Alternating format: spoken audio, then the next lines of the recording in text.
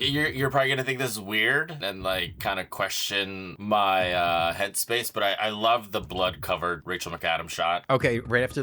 No, I understand. But no, here I'm gonna add more to this. I'm a fan Yep. of blood covered women in movies. Please elaborate. Please elaborate. I know that sounds very disturbing, but it's just a very visually striking image. You know, seeing a woman, a girl, it just like covered in blood. Companion, right? Companion had that. Companion, yeah, that's most recent. But like Kill Bill, Uma Thurman just like dicing up all the crazy 88s and just like everyone. There's a movie called Ready or Not. Again, she's wearing a white dress. She's covered in blood. Do you like the strong characters covered in blood where they're like, this is the blood of my enemies? And Yeah. I got pranked. Yeah, like, oh, I'm just getting pranked or something. Gone Girl. Have you seen Gone Girl? There's just a shot where that moment when she kills, I forget who it was, just blood just pours on her. I thought it was cool. Is this a future marital cosplay for you? Do you remember what was your last movie that you saw in 2025? Oh yeah, Superman was the last one I saw, I think. Was that a rewatch? I think it was. Wait, I'm trying to think. I think so actually my family has a holiday tradition of watching certain Christmas movies, and by that I mean Die Hard, Trading Places, and Home Alone. Nice. And this year we actually didn't. So usually that would be one of the last movies I saw of the year. Superman is the one that comes to mind. I think I did a rewatch of a movie since then. I have been binging Ted Lasso, Apple TV show. No, I know what it is. We don't talk about TV. We don't talk about that. I'm sorry. I apologize. Also, I feel like Ted Lasso. I feel like it's just like, I don't know. Are people still into it? I know they're doing a season 4. Yeah, I mean, I had never seen it before. My last movie, and I only know this because I got into Letterboxd, the app, over like a year or so ago, and I just like, let me just log everything I watch just to keep track. And then they did an end of year recap, and it showed like your first movie in 2025 and your last. What was your first movie? Strange Darling, really good. Okay. Opened the start of the year with a really good movie. Recommend it. Just check it. That's a good one. Because if you watch the trailer, it's, you're not what expected, but definitely check it out. And then I ended the year with The Longest Yard, the original Adam Sandler, the remake. Ooh. Have you seen the original? No, I haven't. Original's Burt Reynolds, right? Yeah, Burt Reynolds. I've heard it. I hear that one's good. Wait. I'm not like a huge. Wait, The Longest Yard with Adam Sandler. Who's the thug neighbor? Isn't there like a? This is the prison football movie. Yeah. Okay. I think I've seen it. I feel like maybe Neighbor. I've seen the original. I've seen the Burt Reynolds one. Okay. Well, I mean, So I watched that, and it's like people were like, "Why did you watch this?" I was like, "Well, I have a thing for football movies. They're kind of entertaining." And so I went at the end of the year. For to listeners, Any Germany. Given Sunday is one of Angel's favorite movies, which is You a great love it movie. too. I love You that borrowed movie. it I from love me. that movie. I love that movie. And I think you repurchased it for me because I lost a disc or something. All right. Anyways, we drove from Germany to Paris, so it was like gonna be like a 5-hour drive, and I was like, let me just load up my iPad with some movies that I can just watch, and if I'm distracted because of the kids are going crazy in the car, I don't need to be like too focused. And I saw this was on Netflix. I was like, all right, whatever. This is like a 90-minute movie. Let me throw it on. It sucked. It wasn't funny. So but there's Adam Sandler has his eras, right? Like he has his first original eras with Happy Gilmore and Waterboy, and that like kind of bulk of those, and then he had his like shitty years. And then he has his like deal with Netflix where you've got, I mean, he had his, Punch Drunk Love, which I thought was I really enjoyed that. But then he had like a drought of good movies. He had like, not the Dirty Dozen, but like he had like just a series of really bad movies. But then you said bad movies or good movies? No, bad movies. I think you said good. No, he had good movies, and then he had a drought where he just was putting out these I'm sorry, just bad movies. Like I've seen a lot of them. I'm a big Adam Sandler fan. But then he like turned a corner, I feel like partway into his, I think, Netflix deal where he made some bad movies and then like started making amazing movies and has had a series of great movies in the last, what is it, six six or so years. But The Longest Yard was not one of No. those era ones. Okay, so here. And I didn't expect it to be good. Mhm. I was just like, oh, let me just throw this on, something like light and easy to watch, and just like, it was. Okay, so here's a question for you. There's maybe one funny thing in there, and I don't even remember what it was. So Here's my either or challenge. Speaking of bad football movies by actors who have done some great films, The okay. Longest Yard versus The Replacements. Keanu Reeves starring Uh, kind of crappy yeah. football film. Yeah, and I actually recently saw that. I think I saw that within the last year because there's another one. I was like, I've never seen it. Let's check it out. I'd probably pick that, although it's It's not got a super little great, bit of but humor to it, between at the least. two, that's the one. John Favreau's in that, Mm-hmm. right? And isn't he like crazy? Yeah, I yeah. think that sort of like seals it for me. Um, I agree. I so agree. yeah, that was my last movie. So I started the conclusion of all. I started 2025 with really good movie, and then ended with a really crappy movie. Yeah, you need to clean the palate. Yes, right. So reset 2026 reset. All right, should we dive into it? Yeah. So welcome to Trailer Teardowns, where we take a trailer and discuss the nuances within a trailer that make us want to see it or take a hard pass. I'm one of your hosts, Evan Bass-Zeisel, with co-host Angel Acevedo, and today we're discussing the trailer for Send Help. As always, you can pause this podcast now. The link is in our description to the trailer. Watch the trailer so you can kind of like watch along with us, or listen to the podcast and then watch the trailer afterwards. However you podcast. I'm going to say podcast a bunch. Podcast. Remind people this is a podcast. Yeah. So yeah, if you are new to the podcast, this is what we do. We just take a trailer and talk about it, see if we like it or not. So yeah, like Evan said, watch it before hearing us discuss, or watch it after to see what you think. Yeah. And with that, we'll dive in. So the movie Send Help. The movie is directed by Sam Raimi of Evil Dead fame. He also directed Darkman, the original Spider-Man, and he last directed Doctor Strange in the Multiverse of Madness in 22. So it's been a few years since he's directed anything. The movie stars Rachel McAdams and Dylan O'Brien and comes out on January 30th. Evan, are you a Sam Raimi fan? I think I'm a semi Sam Raimi fan. I mean, Army of Darkness, I'm a big fan of. You neglected to mention the amazing Jean-Claude Van Damme Time Cop, which he also produced. I'm a fan of Darkman. That said, some of his more deeper horror ones, me, not biggest fan. Doctor Strange Uh-huh. in the Multiverse of Madness, I was not the biggest fan of that movie. I enjoyed the first Doctor Strange. I thought that one just had so many holes and such. Yeah. I ended. But it just set up this amazing phase of the MCU with the multiverse, and like it's culminating to Doomsday, and like all the ties will be tied, and blah blah Sure. blah. I mean, then they should have done I feel like Doctor Strangelove in the Multiverse of Madness was similar. Doctor Doctor Strangelove. Strangelove. Wow. That would be a really interesting one. um, that'd be a really interesting Kubrick. The Doctor Strange in the Multiverse was very similar to me as that latest Spider-Man and the Multiverse, which just wasn't set up well and then went down crazy routes that kind of made no logical sense and then ended and you were like, they could have solved this so much easier and so much better, so much quicker. Like, why did we get here? Oh, because you wanted certain things to happen. Yeah. And also as a like a fan of the concept of multiverse as a theoretical possibility, like nowhere in that multiverse exists like a hand-drawn cartoon realm.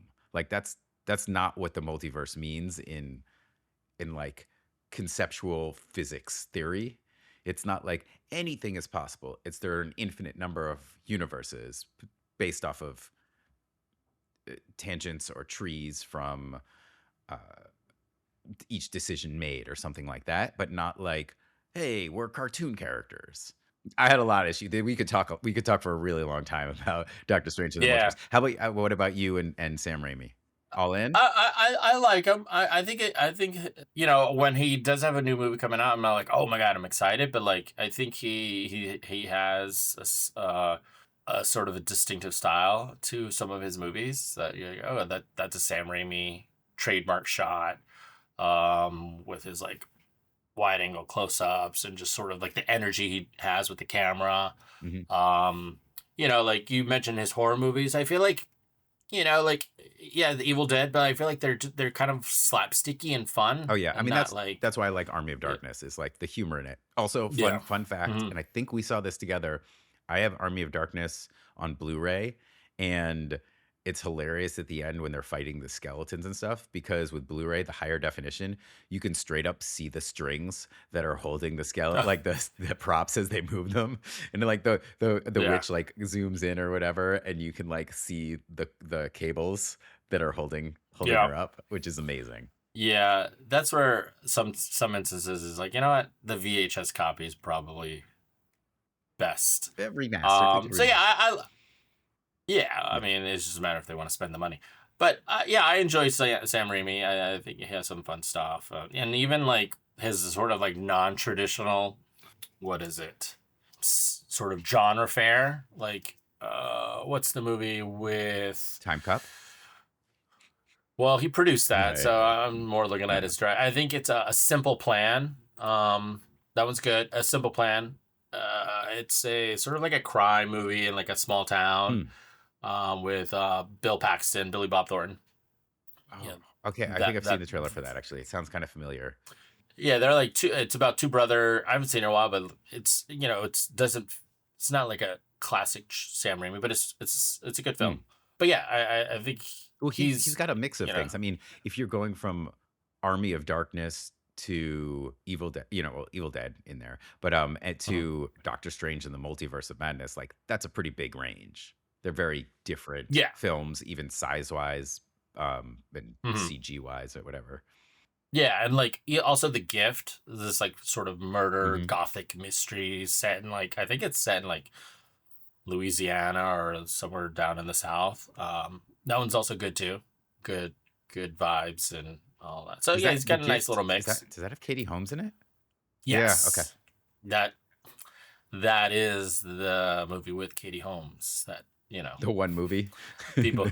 Yeah, well, yeah. Well, no, I'm referring to a scene where people like exploded over. Anyways, not to go on a tangent there. So, this movie Send help. Send Help.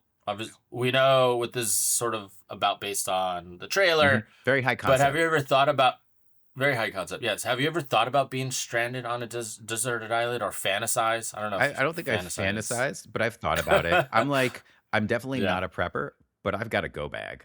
Like I've got a bug Yeah. out bag fully packed. Well, hold on, but like, I mean, I'm a fan of survival, like survivalism stuff, and yeah, like I've got survival cool, guides yeah, that I've read, and hmm like how to trap animals, or like I like camping.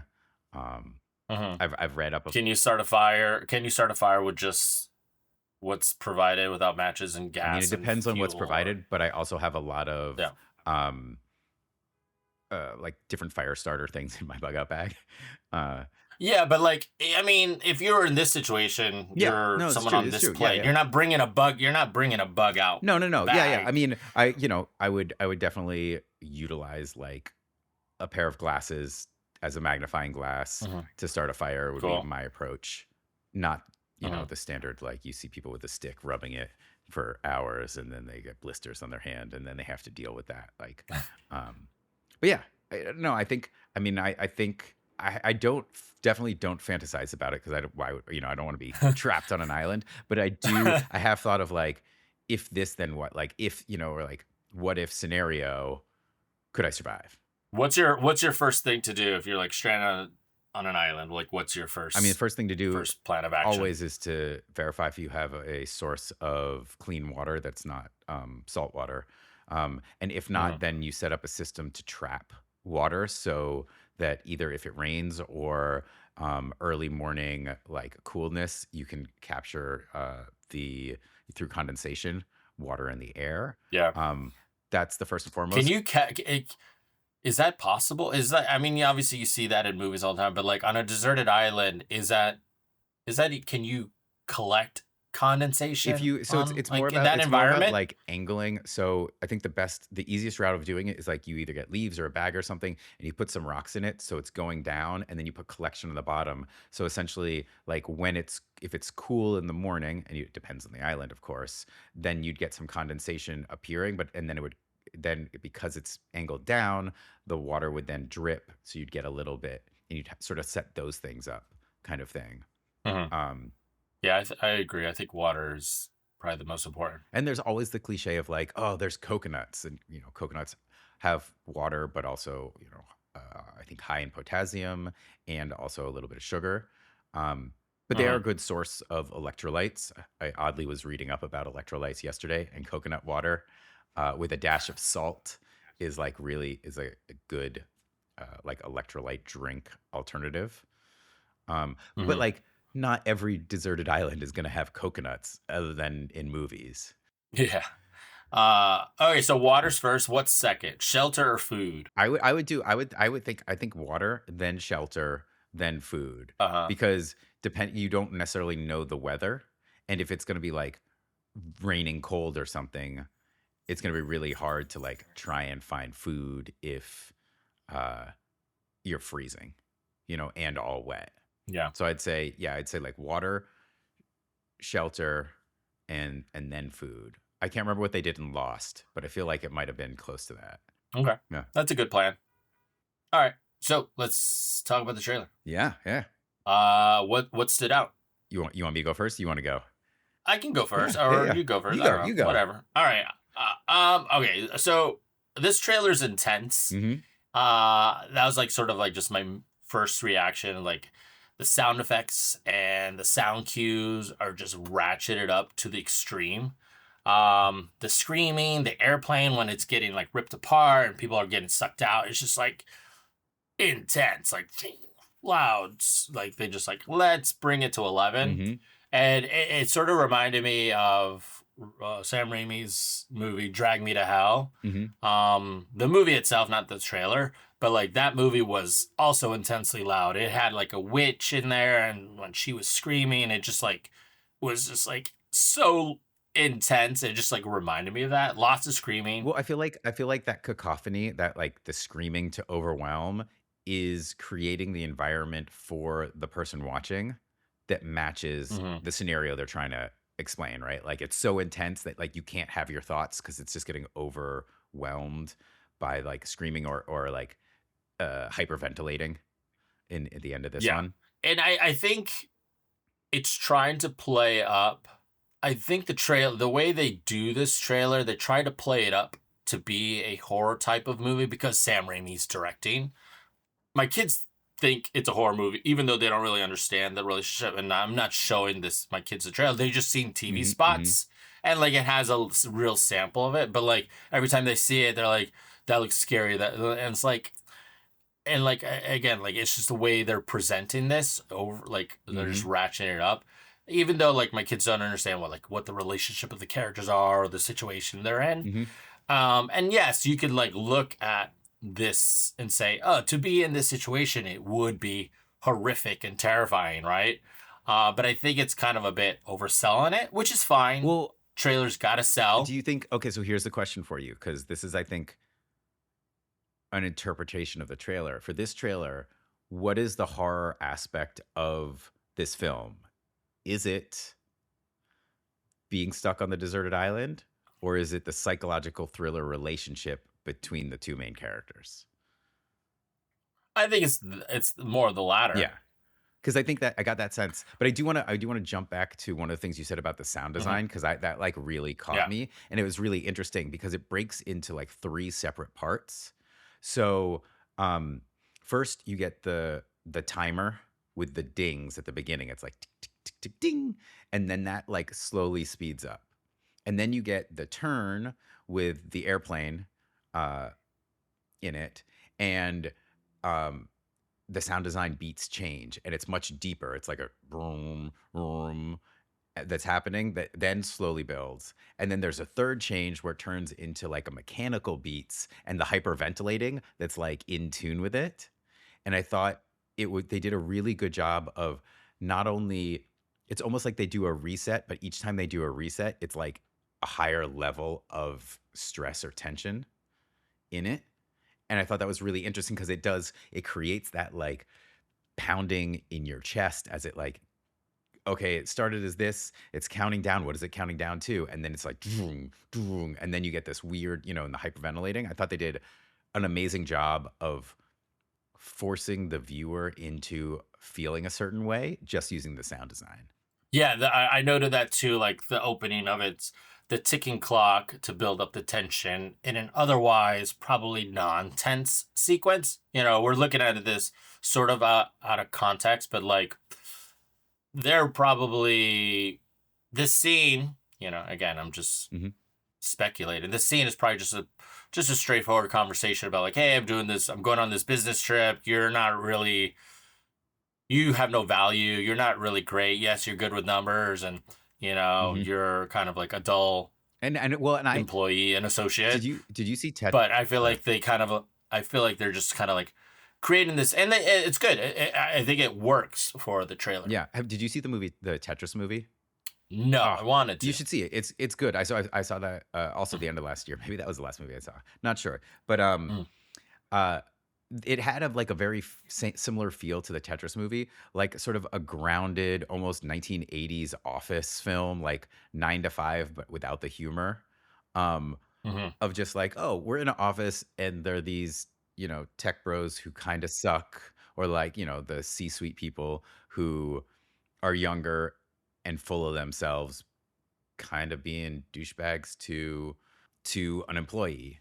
And you're like, but as you said, there's nothing scary in there. It's just like, oh, this sucks. And then you get yeah, I think they did just with the ticking clock, and it's sort of kind of a motif you sometimes see in other trailers too, like tick tick tick, and it's good. It's a good tool to use to build up tension. And who knows, maybe this sequence, maybe they just like, oh, Sam Raimi did a really cool job. Let's just take that and incorporate it in the trailer. So yeah, that works. What other little things stood out to you in the trailer? I thought they did a really good job of doing, not only with the sound design, sort of the ramping up, but also twisting sort of the perspectives of the audience. Like at the very beginning, the first half, you empathize with Rachel McAdams' character. Like she's the one kind of getting crapped on by these tech bros. And then you get the twist, and like by the end, I was like, I think she's the bad guy. Like, you know what I mean? Like she's like, I kind of want to live here forever. Like, it's sort of, not only do you get the flip of the role where the CEO dude clearly is like, well, I'm the CEO, and she's like, not here, you're not. And then that turn, but you go from like empathizing with her to almost like, remind me a little bit of like Single White Female, of like, oh, you've got taken this person in, and then they turn into the psycho. Yeah. Which I thought was just really interesting because it sort of played with my emotions, which I thought did a really good job of that turn. I don't know if you had the same effect with you. No, I think like that sort of makes it a little bit interesting. At first, you kind of like it kind of goes through these phases of what you think you're gonna see. Like it opens, it opens with this like very kind of like mousy character in Rachel McAdams. 100%. I mean, the sort of messed like, up hair, and just like not, and then with this like very abrasive male character, and you kind of like, oh, is this gonna be a romantic comedy? That's sort of like Rachel McAdams, not to typecast her, but like kind of like her MO of kind of roles she does. And then you're like, oh no, it's not that. It's gonna be like some sort of survival movie where they learn to appreciate and each other and build off each other and help each other Mm-hmm. out, but then no, it's not that, and then it's gonna be this, and then it even takes it further, like what you're talking about, like, well, at the end of the trailer you think, well, is she the villain, and I kind of got that toward the end as well. I was like, is she, like, But it not to also like could be. speculate how it all ends, but like, does one of them kill each other? Is Rachel McAdams like the quote unquote like monster after Mhm. all? And Well, and it was really interesting because I actually had this note like starting at 151 near the end where it like the beat edits are happening and it's like the heavy breathing and everything. I had this thought and it reminded me of the trailers for Barbarians where they start one way wait, but then they talk end with. about, you're talking about the word, the barbarian with like Justin Long, Yeah, yeah. Is that no S, Barbarian? no S, yeah, Barbarian. yeah, Sorry, Barbarian. I well, actually watched another trailer after you had mentioned Barbarian named Barbarians, which yeah. I is like know a that. dinner party thing. Yeah, yeah, it's Um, different. but yes, so Barbarian, and they start calm, and then it ends with these like fast. They're all like running for their lives, like each one is running for their lives, and I felt that was really interesting because it had that intensity there as well. But also, just before that moment, 142, you've got the boar's head moment where she like kills the boar head and or boar and she like drops the boar head, which to me came off very clearly as a Lord of the Flies nod. Like the, killing of a boar in the book is a very pivotal moment, but it also is the moment in which the two sort of tribes of the boys who are on the island veer off, and one becomes like the hunting one. Where at the end of Lord of the Flies, slight spoiler, but not, um, one of the tribes is like hunting one of the other people, one of the other kids. They like decided they're hunting and gonna kill them. And that book is really interesting because it's a it's sort of a study on, okay, people have crashed and it's a plane that's crashed on an island, Lord of the Flies, and that you sort of society breaks down and there is no class structure and it gets restructured. And then because they're alone, essentially mayhem breaks out and they lose all concepts of like what is societal, like socially acceptable, and like what is not insane, like, you know running down and killing people because you can.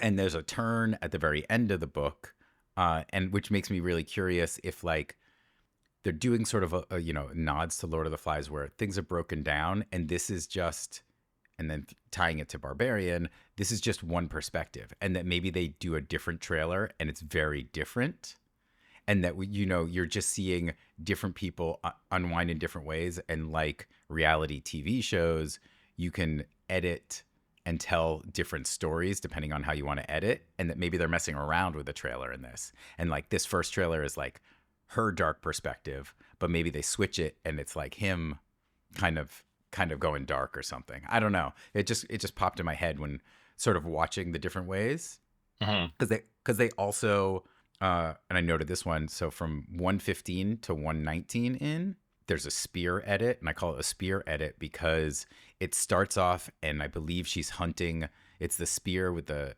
like a point in the end, and she's hunting the boar, I believe. But then when she throws it in, it edits to, and it's a different spear. If you look at the head, it's a different spear, and she's hunting the fish, and Yeah. it's like, I don't want to say it's a manipulation of the scene, but it's a smooth, cut, but it's a match cut to the movements, but clearly different moments. So they're Yeah.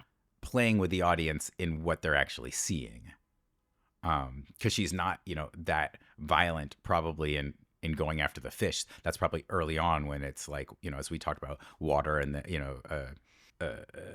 enclosure, water and food, that Oh yeah. it, it's that's probably like the happy The moment of basic her, like, necessities. So like. yeah, like that she's probably caught a fish and it's like a roasting the fish moment and she's sharing it with him until he becomes an asshole. Mm-hmm.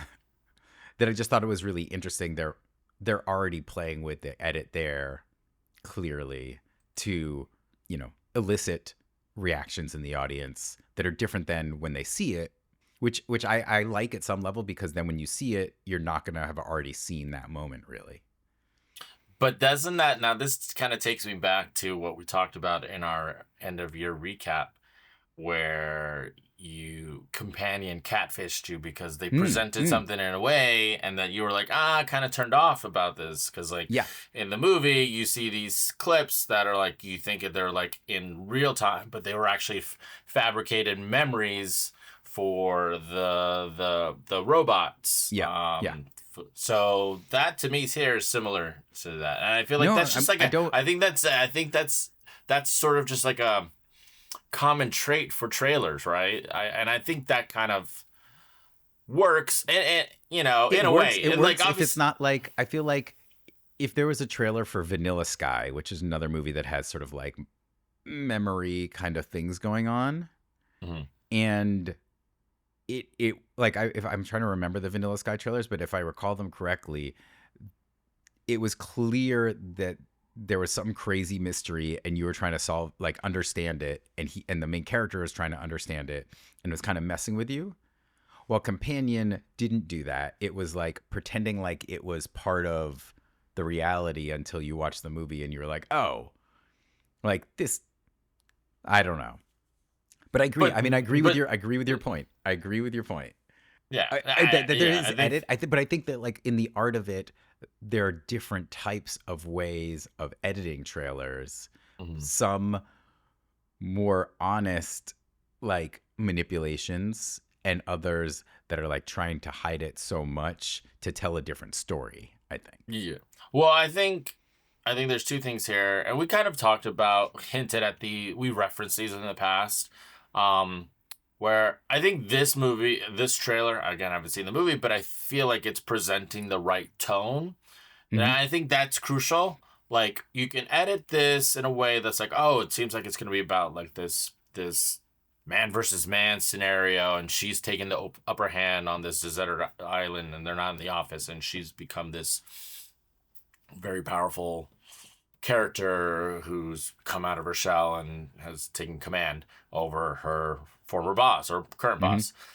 And you get the tone. I think you can get the sense of the tone. Whereas these the Shining trailer, the remix edit trailer where they made it into a family drama comedy, like Yep. that is a very manipulated. If you were to like show that to someone, say, "Hey, you want to watch this movie? Here's the trailer," and then they actually see the movie, they would be catfished. But I think that's more of a manipulation than where you are getting catfished, whereas Yeah. this is not. Yeah, I think tone is crucial. Like if the 100%. tone is presented in the trailer or teaser, then I think it's fine. And it's kind of like that goes back to the Barbarian trailers, where they mess with the tone at the beginning, but then they show you the real tone. And so Yes, they're exactly. like saying, we just messed with you. Yeah.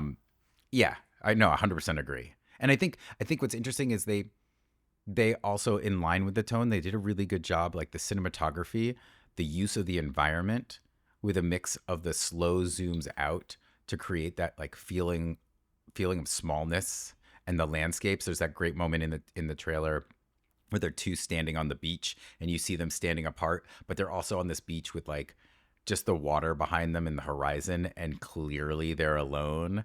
And it's like showing the distance apart, but also how they're both stuck together in this vast space. So they're close together in, it by nature of being stuck on the island. That I thought that, like, they use the visuals as well to tell the story really well. In thinking of that, I had one moment where I was watching and I was like, I'm curious on Angel's take on this. So, water to sand and then bleeding font. So they had a repetition of it, right? It's like images of the water either crashing waves or the water going in, and then it like moved down, and then you had the sand, and then it had the font, and then the font starts to bleed. What are your thoughts on that? That's a good description of it. Like it is sort of like bleeding. And just like looking at that now. Nothing like kind of like I didn't really think too much of it. Well, it has to be some kind of metaphor, though, right? Or something. Like, like the thing that I was trying to understand, I'm like, what is it saying? Because they kept bringing it back, and it's like, I think it's you know, I don't know if it's trying to say anything. I can't. I think it's just a stylistic choice. Like you would not see that font treatment in a romantic mhm. comedy, right? I think I it mean, just. unless it was about vampires. I mean, maybe, but I feel like the color scheme would have to look a little different too. Oh I think yeah. it's the Oh yeah. combination. I just don't think. I think it's there's something about it is like pulling down Hmm. to darkness or I mean, it just could the also be blood melting instead of metaphor. blood. It could be melting. I mean, I don't know. Like, Yeah, no, there's nothing that I just think that's just sort of like I feel like I've seen that sort of title treatment in another like thriller or horror movie, and I just think it's just something you would see in those kind of movies, and not necessarily a romantic comedy or family oh film. yeah. You know, you wouldn't see that on Toy Story. It's like Toy Story. Like I even if you did that, like You would if it you was know, like that's the like tone. It's the tone. yeah, it's just added But to it's here's the so tone. here's my thinking. This trailer seems very meticulously designed. You know, from the sound design to the shots chosen.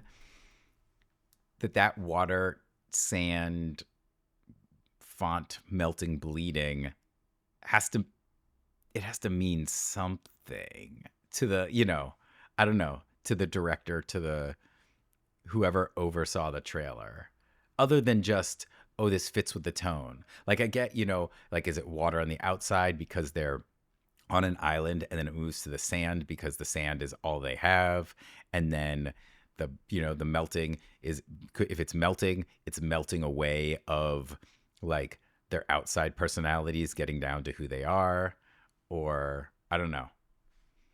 I will admit, unfortunately, due to social media, I did see they released, I think maybe it's part of a teaser or something, like a small, probably like 20-second, 30-second clip of like from a scene that had similar tone but slightly different, that I thought was really interesting. Mhm. Um, but I won't pull it in. But yeah, I just think, I don't know. There's something about that font and the bleeding that, like, I feel like maybe it's a foreshadowing and something with the movie. It'll make more sense. Well, it's interesting It piques my because interest. well, it doesn't that effect on the title treatment Mm-hmm. in the font is not on the main title. Mm-hmm. Just those interstitial ones, Yeah. Yeah. So Yeah. like, I think those ones in the middle of the during the trailer are just sort of just to an effect, create an effect, a mood. I mean, coming from the person who had, like, broken down and tried to decode the what a letter in no what was that one, Bring her back. bring her back There was font. nothing to decode. I broke it down, but I was like, yeah, there's really nothing here that they're saying. Maybe It's there just is, maybe I think it just again just created a mood, and it works. yeah, It's I think that like it's what's cool that you could do that with graphic design, yeah. title design. Anything else jump out to you? Yeah, well, no, yeah, it's gonna be interesting to see like where this ends up, like in the of the arc of the movie and the character Mm-hmm. as like because toward the end of this trailer he ratchets up and you're like, well, it seems like the roles have turned, and does Rachel McAdams become the villain, and is Dylan O'Brien's character like ends up being the final girl and where he needs to survive, and is he the ultimate protagonist? Are we rooting for him to survive? And Also, he was the lead in Maze Runner, right? yes, I believe Which so. is an interesting switch, because, like, he was the one chasing and doing the, Mm, all the adrenaline stuff in that, and this is like the flip. yeah. So yeah, And yeah, that'll be interesting. yeah. I mean, and I'm curious, like, Lord of the Flies. It could also end like Lord of the Flies, which would be, like, I think, a really smart and interesting way to bookend it Mm. without ruining Lord of the Flies, because everybody should read it. One so this is a little thing and more of just sort of like kind of poking a hole in the sort of overall story. Not overall, but at least the Ooh, I setup. like it. Yep. If this was like a major international deal and you, the executive, being Dylan O'Brien, have concerns about this associate. If she's not having it, or her obnoxious odors, and she doesn't have any value. Like, why are you bringing her along? There's Okay, got to be I like think a she's like, second runner up I feel like, and this is where gonna they can go just like like this. take I her think work. They can take her work, her good numbers, and like they can run with it. Why would they bring her? okay, so this is gonna be my theory. It's the variation on the she's all that. So Rachel McAdams' character is like the accountant or the bookkeeper and has to like explain some boring math audit thing, and they're like, we don't deal with this, we use AI, we got like, we're cool tech bros and we're not gonna like dumb heads math people. And so they have to bring her because she is the like audit account holder for this kind of thing. Mm-hmm. And that's why. Or and I don't think it's this one, but the alternative is like, he clearly likes messing with her and gets pleasure out of like insulting her. There's that weird moment on the in the trailer that I wasn't sure if it was an edit or not, where he's kind of like, buckle up, bitch, or something. But there was like, I feel like there was an edit in there that it might actually not be that fluid line. Right before the turn with like, the something happening, the Oh yeah, because I door think he opening says or the whatever. line. I think he says the line off, like it's on her reaction shot or something. Yeah. What did you love? What I love about Is this, anything like any shot or moment that like I stuck? I really like this. I mean, I liked all the aspects that went into it. I really like the cinematography. Um, the way that they've used the island, and sort of the distance. That one shot I mentioned of them on the beach standing apart from each other with the horizon. Like, I don't even know if there's talking in that, but it was such encapsulating sort of that shot. Like they say, in a script, the opening picture or the opening image is sort of a theme of the entire movie. That like that could be an alternative poster, except that you wouldn't get um the psychological thriller aspect of it. But I really like that. What about you? Yeah, you're probably gonna think this is weird, yeah, and like kind of question my headspace, but I love the blood covered Rachel McAdams shot. Okay, Um, right after. No, I yeah, understand. but no, here I'm gonna add more to this. I'm a fan Yep. of blood covered women in movies. Please There's, elaborate. Please yeah, elaborate. I know that What sounds other like movies? I know that sounds very disturbing, but it's just a very visually striking image. Um, seeing a woman, a girl, it just like covered in blood for because of Companion, right? Companion had that. companion. Yeah, that's most recent, but like Kill Bill, Mm-hmm. with Uma Thurman just like dicing up all the crazy Everybody. 88s and just like everyone just like really cool shots of her just like covered in blood. There's a movie called Ready or Not, also covered in blood. The main Wait, is that the character. one with the woman goes to the dinner party and then Well, she just got married, yeah. and yeah, so Yeah. there's that. She's wearing a white dress. She's Mm-hmm. covered in blood. It's visually really impressive. Yeah, Like I mean, there's something about it. Carrie was like the OG one, right? But that's a Yeah, different style but because that's like the blood, pig's blood or whatever on her. yeah, but like those, yeah, I was gonna mention Carrie, but like Carrie is more like she was sort of It's not she strong wasn't like characters. You like the strong characters covered in blood where they're like, I this is the blood of my enemies. And yeah, not yeah, like, yeah. I got Not yeah, pranked. like oh, I'm just getting pranked or something. Gone Girl. Have you seen Gone Girl? There's just Mm-hmm. a shot where that moment when she just kills I forget who it was. She's just like just blood just pours on her. It's cool. The Descent. Have you seen that movie? I haven't seen Descent.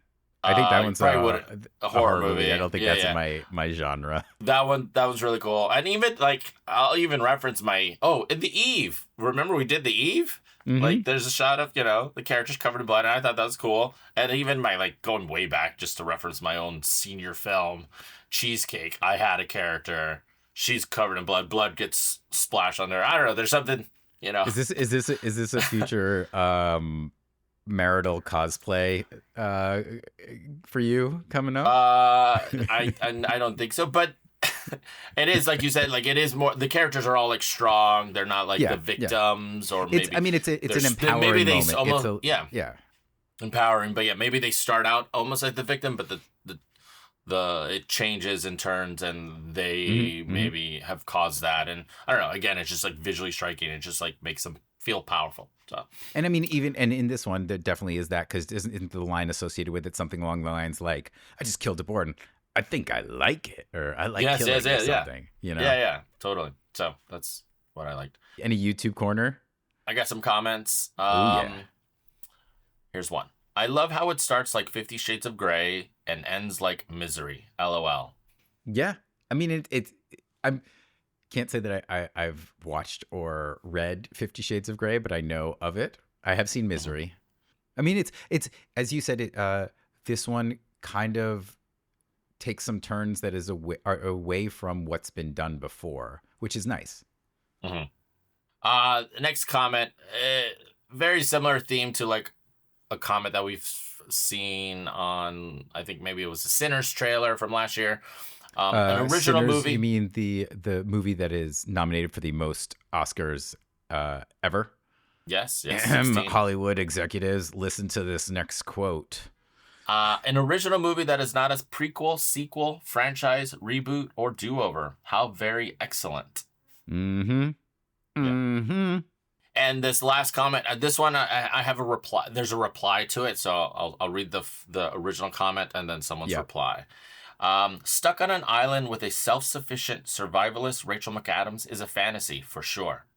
Someone replies, as someone into the outdoors, backpacking, bushcrafting, survival, and Rachel McAdams, this might go a little beyond fantasy for me. What does that mean? How beyond? What beyond? Beyond what? Like, I don't I I like mean I assume that obsession. I assume that person um may have their eyes closed and doing things to themselves while thinking about this trailer. Uh that was Also, my what? interpretation. Also, what's bushcrafting? Bushcrafting, I believe, like there's like bushwhacking is when you're going through like the jungle or completely rough terrain. So I'm Uh huh. assuming bushcrafting are like those videos of the people who build like huts or houses out of the mud that they find and the different things. Like you can essentially build your own tools, as like a variation of survival using the the tools that you have. Are you looking it up Uh, right now? yeah. Am I vaguely right? Yeah. It. I mean, it's bushcraft is a noun. Skill at living in the bush. That's it. It's something Crocodile Dundee would say. All right, I'm gonna look at what bushwhacking is. Okay, the activity Like, of living or traveling in wild or uncultivated country. yeah, Okay. Yeah, no, I've heard of bushwhacking. I've just never heard of from the bushcrafting. WWF back in the day, the Bushwhackers. Bushwhackers. They were brothers, right?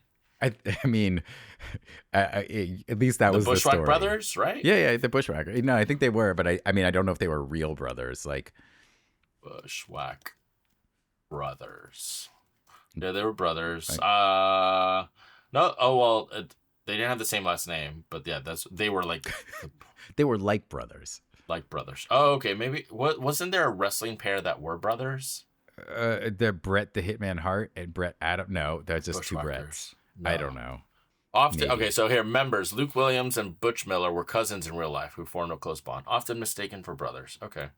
And that's our tangent for today. All right, let's So, give our ratings. all right. Um, You go first. I'd stream this. I'm a fan of both the actors. I think it's a psychological thriller. It's not like a horror movie where there's something that's gonna jump out. It's kind of like a fun psychological thriller, and I kind of like survivalist stuff. So I would Bushwhacking. enjoy I would enjoy the bushwhacking, the bushcrafting aspect of it. Like that was one aspect of Lost that I kind of enjoyed. Is like they're stuck on this island. Like how are they gonna survive? Like that element of it is a nice fun thing that it's never about the environment, but the environment does add to it in interesting ways. And this is Mm-hmm. one, it's not Tom Hanks on an island by himself. It's like two people losing it, which is, Mm-hmm. I think could be fun. Yeah. What about you? I'll see it in theaters. I'm intrigued. I'm maybe not rushing to the theaters, but it seems like it could be an entertaining movie to see in January. Yeah, I mean, the Um, question is, how long is it going to last in theaters? Like, I feel like this is a really interesting one. I think this would do well streaming for sure, but I mhm. think there's also the chance that it won't have a huge like theater audience immediately, even though it's got some great acting, Yeah, actors in it. So it might not last that long. I'm curious. yeah. That's secure. January is always usually a slow month anyway, so it could last. If it like kind of like is sort of like a surprise hit, it could linger for a bit and for a couple of weeks. February is a loaded month. There's a lot of movies coming out in February, Hmm? some of which we'll kind of cover in the next few episodes. But yeah, I'll check it out in theaters. I think it could be fun. Big Matinee, surprise. big surprise. It's the first one in, first episode in. I'm in Yeah. theaters. I'll see it in Well, theaters. let's wrap this up. Curious if the audience is going to watch it in theaters or stream or hard pass. Yeah. Thank you for listening. As always, if you enjoyed this, like, subscribe, share with friends. If you hated it, like, subscribe, share with friends, and we'll catch you next time.